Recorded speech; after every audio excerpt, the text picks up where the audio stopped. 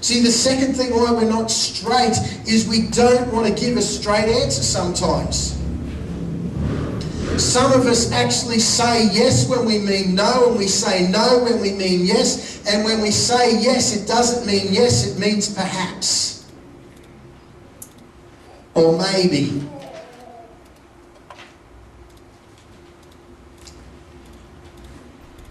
And so rather than just giving an upfront straight answer, we actually play this game with people where we walk around rather than actually being just honest and upfront with people, straight to the point.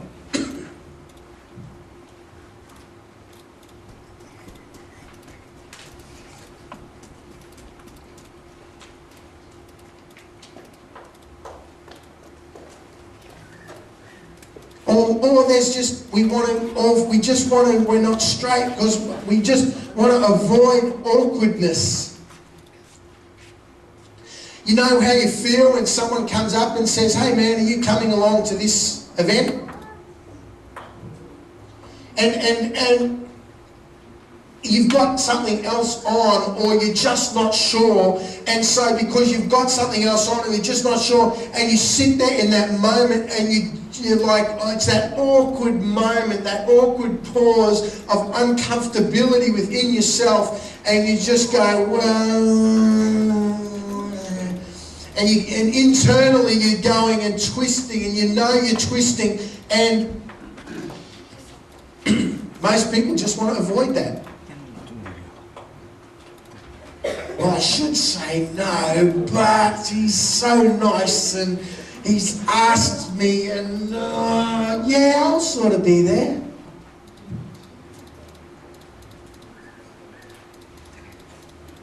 You know what I'm talking about? That awkwardness.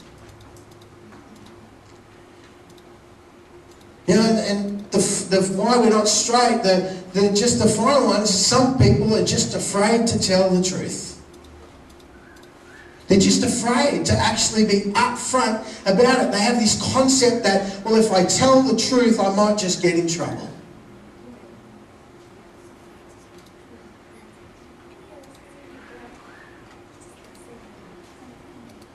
Yes, one thing I've learned, I've said to a number of people again and again, I would rather you are honest with me and upfront with me rather than lie to me.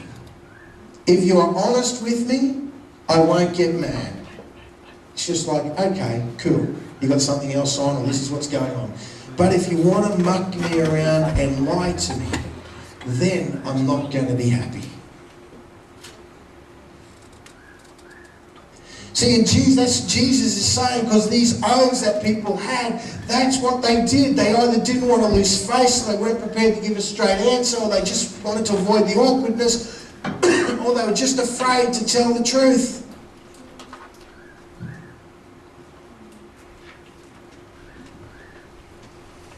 You know, the challenge of this for us is that again and again, for so many of us, we live our lives like this. And Jesus is looking for disciples. He's looking for followers who are going to be completely different from this.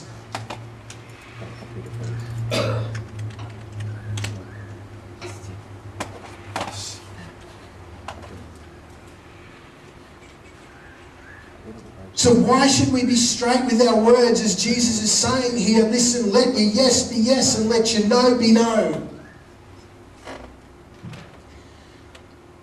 You know, because the reason you should be honest, the reason you should be straight with your words, because it speaks of your character, your integrity, and your trust level.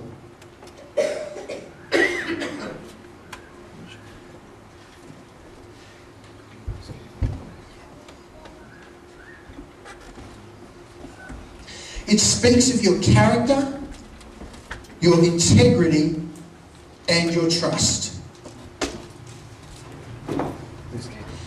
See, when you actually come and you can actually say yes and no, and you're absolutely dead on that with people, and you're up front with people, and people know that when you say yes, that means yes, and when you say no, that means no. It increases, that flows out of your character, but it increases your level of integrity with the person involved, and it increases their level of trust in you.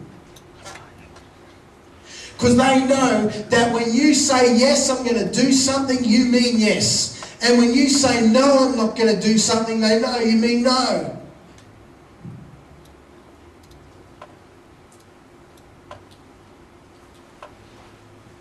And people in our world, they're looking for people who have got character and who have got integrity and who have got trust. Because our world is so devoid of people of character, people of integrity, and people of trust. People are screaming out for people who they know when something happens, they can actually trust. So when something happens, that person has integrity and they can go to that person and they'll walk with them. They're screaming out them, and underneath all of that, that comes out of character.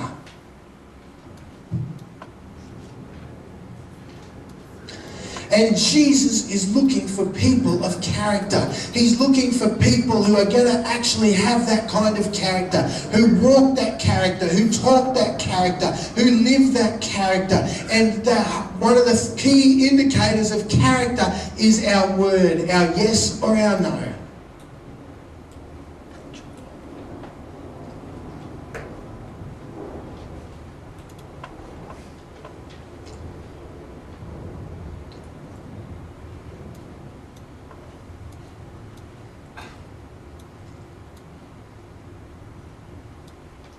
See, the second thing about our words, why we should be straight, why Jesus wants us to live this kind of life, is our word is our bond.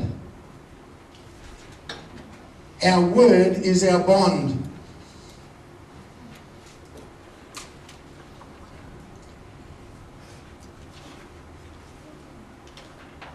You know, when I got married on the 30th of June 2001, got the right year. Yeah. When I got married on the 30th of June 2001, we stood at a church at Kingsway down in the Cronulla area where Julie went to church, and we stood before my friend who married us and pastor and friend who married us, and we made a commitment. We actually made a commitment at that time in that place in front of our family and our friends. We repeated some words back to each other during that ceremony about what we would do.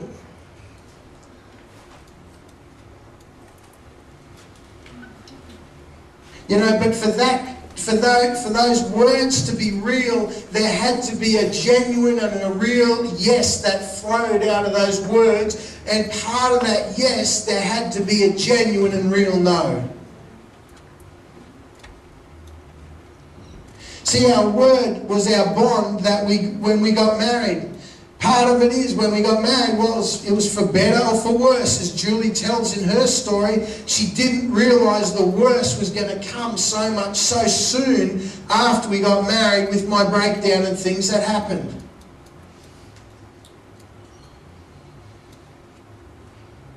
And so the question in that whole process for us, if our word is our bond, how strong is your bond?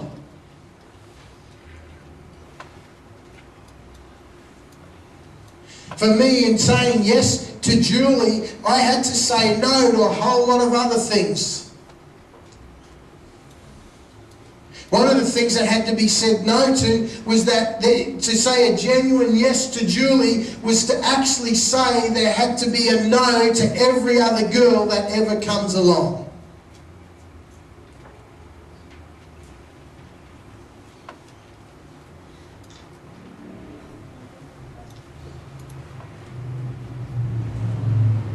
And see, is your word your bond in that process? Jesus is looking for that yes that is a real yes that means yes, that yes that says this is what I'm saying. Or when you say no to something, that it actually means no, not maybe or perhaps. See, the third one about why we're straight with our words is when you swear, what's it add? When you actually give an oath, what's it really add? You know, Jesus says you can't actually turn a hair on your head black or white. Black or white. He's actually asking them, saying to these guys, hey, listen, when you make an oath, can it actually change the colour of your hair? Can it do anything? Can you actually do that? You can't. You can't change it. It doesn't add anything. Your hair is either black, brown, white or bald. It's as simple as that. But the thing is with our words, when you actually try and swear some kind of oath, you can't add anything. When you actually say yes and you say no, just let it sit like that.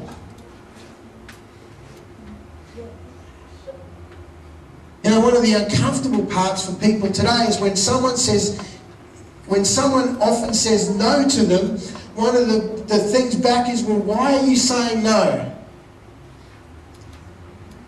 And I want to say to you this morning that when someone says no to you, they don't have to give you a reason.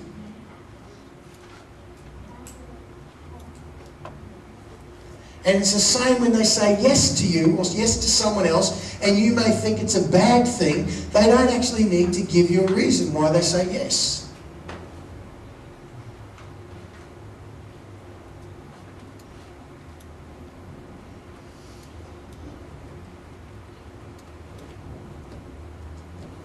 See, be straight with your words. It won't add anything to your life if you actually try and manipulate your words. If you try and manipulate your words, it won't change anything within your hair or anything else. When you make an oath, it doesn't add anything. When you make an oath, it actually weakens your words rather than strengthens them, because you then break your oath.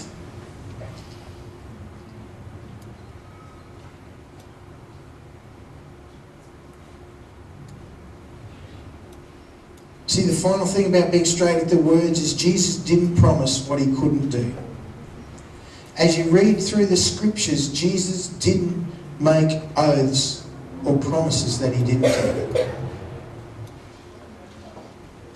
Jesus simply went about life and lived out what he believed. When people came to him for healing, he didn't go, well, yes, this with me. Jesus just looked and went, let's pray for you right now. Do you want to be clean? You do want to be clean. Well, let's be clean in God's name now. You know, Jesus just went about and did it. You know, with our words and our oaths, and when we try and do this kind of stuff, don't try and be smart about it. Just live it out. Just be real about it. Just when someone's there and someone needs something, just say, yeah, okay, hey, let me pray for you.